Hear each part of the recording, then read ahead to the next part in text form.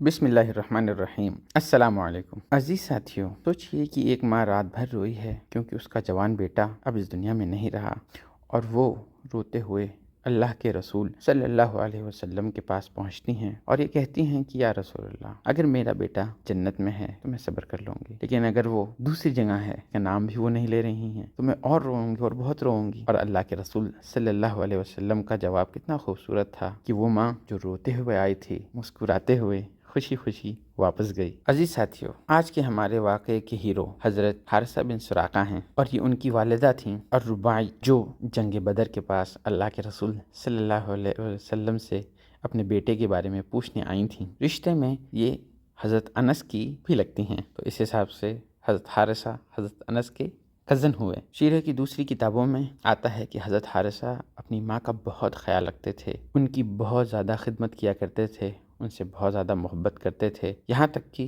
کچھ روایات میں ایسا بھی آتا ہے کہ اللہ کے رسول صلی اللہ علیہ وسلم نے ایک خواب میں حضرت حارثہ کو جنت میں دیکھا، ان کی ماں کے ساتھ حسن سلوک کرنے کی وجہ سے۔ حضرت حارثہ کیا تھے؟ ایک فرما بردار بیٹے، ایک انصاری صحابی، اللہ کے رسول صلی اللہ علیہ وسلم کے جانثار، اور پھر بدر کے شہید۔ ان کی شہادت کے بارے میں جو باتیں آتی ہیں وہ یہ کہ ایک کہیں سے اڑتا ہوا آیا اور ان کو ایسا زخم لگا جس سے وہ شہید ہو گئے۔ ایک انجان تیر کس نے ایم کیا نہیں پتا، بس وہ اڑتا ہوا آیا اور حضرت حارثہ کو، جو کہ کہاں تھے، شاید پانی پینے کے پاس یا کہیں پیچھے یا کہیں سائڈ پہ، لیکن وہ تیر اللہ کا فیصلہ بن گیا، وہ رینڈم ایرو حضرت حارثہ کی جنت کا ٹکٹ بن گیا۔ حضرت حارثہ کی والدہ اللہ کے رسول صلی اللہ علیہ وسلم کے پاس آتی ہیں اور پوچھتی ہیں کہ آپ مجھے بتائیں گے حارثہ کے بارے میں، اور پھر یہ کہتی ہیں کہ اگر وہ جنت میں ہیں میں صبر کر لوں گی۔ سوچئے وہ کیا کہہ رہی ہیں کہ اگر جنت میں ہیں تو میں درد برداشت کر لوں گی، رونے کو کنٹرول کر لوں گی، اللہ کی رضا مان لوں گی، نہیں تو میں اور بری طرح روؤں گی، میں اور زیادہ غم اور نڈھال ہو جاؤں گی۔ کتنی سچائی ہے اس ماں کے اندر، بس ریئل ایموشن، اصلی درد۔ یا رسول اللہ، مجھے جاننا ضروری ہے، اگر جنت میں ہے میں صبر کر لوں گی۔ اور پھر قربان جائیں اللہ کے رسول صلی اللہ علیہ وسلم پہ ان کا اتنا زبردست جواب کہ اے حارثہ کی ماں، جنت میں بہت سارے باغات ہیں اور تمہارے بیٹے کو سب سے اعلیٰ باغ ملا ہے جس کو فردوس الاعلیٰ کہتے ہیں، مطلب صرف جنت نہیں، جنت میں بھی سب سے اعلیٰ مقام۔ علماء کہتے ہیں فردوس وہاں ہے جہاں پر اللہ کا عرش اس کے اوپر سایہ فگن ہوتا ہے، جہاں سے جنت کی ساری نہریں نکلتی ہیں، جو اللہ کے سب سے زیادہ قریب ہے۔ اب سوچئے اس ماں کی حالت جو ابھی چند لمحے پہلے ہی غم میں ڈھال تھی، اور پھر جب اسے یہ پتہ چلتا ہے کہ بیٹا فردوس میں پہنچ چکا ہے تو ان کے چہرے پہ کس طرح کی مسکراہٹ اور کتنا سکون ان کے چہرے سے جھلک رہا ہوگا۔ کچھ روایت میں تو اللہ کے رسول صلی اللہ علیہ وسلم کی تسلی دینے کا انداز کیا خوب بیان کیا گیا ہے۔ کیا ہو گیا ہے آپ کو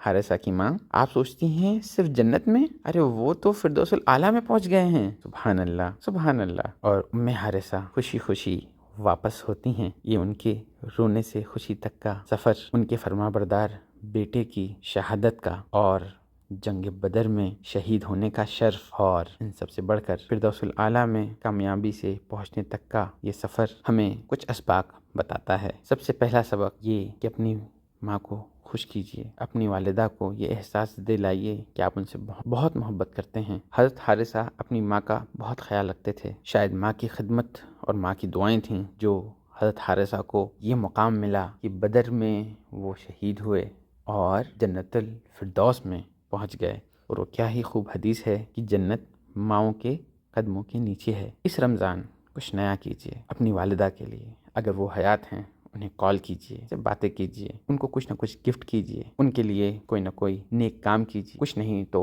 ایک بوتل پانی پلانا ہی ہو، یا آپ ان کا دل جیتنے کی کوئی بھی کوشش کر سکتے ہیں۔ اور مجھے کمنٹ میں ضرور بتائیے کہ آپ اپنی ماں کے لیے اس رمضان میں کیا کرنے والے ہیں۔ دوسرا سبق، حضرت حارثہ کو پتہ نہیں تھا کہ وہ ایک انجان تیر کہاں سے آئے گا، کب انہیں شہید کر دے گا، وہ تو بس اپنا فرض ادا کر رہے تھے، اللہ نے انہیں فردوس کے لیے چن لیا۔ مطلب آپ کو نہیں پتا کہ آپ کو کون سا عمل فردوس تک لے جائے گا، کون سا لمحہ وہ لمحہ ہوگا جب اللہ تعالیٰ آپ کی کاوشوں کو قبول کرے گا۔ تو ہر نماز، ہر نیک کام ایسے کیجئے جیسے وہ آخری ہو، اور یہ کہ آپ فردوس الاعلیٰ کی طلب کیجئے، دعا مانگیے، اللہم انی اسألک فردوس الاعلیٰ، اے اللہ مجھے فردوس الاعلیٰ عطا فرمائیے، میں آپ سے فردوس الاعلیٰ کا سوال کرتا ہوں۔ اور جاتے جاتے اگر آپ نے رمضان میں موت کے اوپر میری ویڈیو نہیں دیکھی ہے تو اسے ضرور دیکھ کے شیئر کیجیے گا۔ اللہ تعالی ہمارے آخری اعمال کو ہماری ماؤں کے لیے خوشی کا ذریعہ بنائے۔ اس دعا کے ساتھ مجھے اجازت دیجیے۔ والسلام علیکم ورحمۃ اللہ وبرکاتہ۔